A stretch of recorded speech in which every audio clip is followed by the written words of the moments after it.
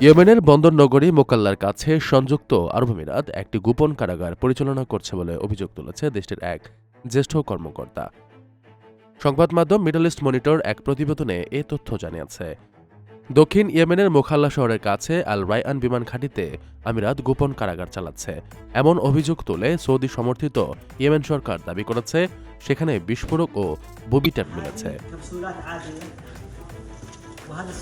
হাদ্রামাউতের governor Salem আল খানবাসী সংবাদ সম্মেলনে বলেন, আমিরাত বাহিনী পরিচালিত বেশ কয়েকটি গোপন কারাগারে নির্যাতনের অভিযোগ নথিভুক্ত করা হচ্ছে। পাশাপাশি দায়ীদের বিরুদ্ধে ব্যবস্থা নেওয়া হবে। তবে ইয়েমেনের অভিযোগ অস্বীকার করেছে সংযুক্ত আরব আমিরাত।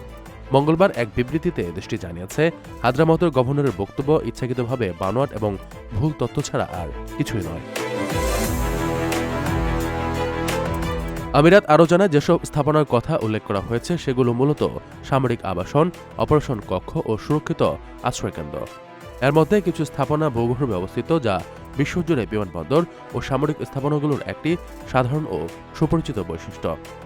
এসব স্থাপনার বিষয়টি স্বাভাবিক সামরিক প্রেক্ষাপটের বাইরে কোনো ইঙ্গিত বহন করে না।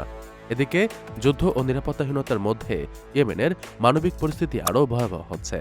জাতিসংঘের অভিবাসন সংস্থা IOM জানিয়েছে, গত এক সপ্তাহে নতুন করে বাস্তুচ্যুত হয়েছে ৩০০-রও বেশি মানুষ, আগের সপ্তাহের তুলনায় যা ৫০%-রও বেশি।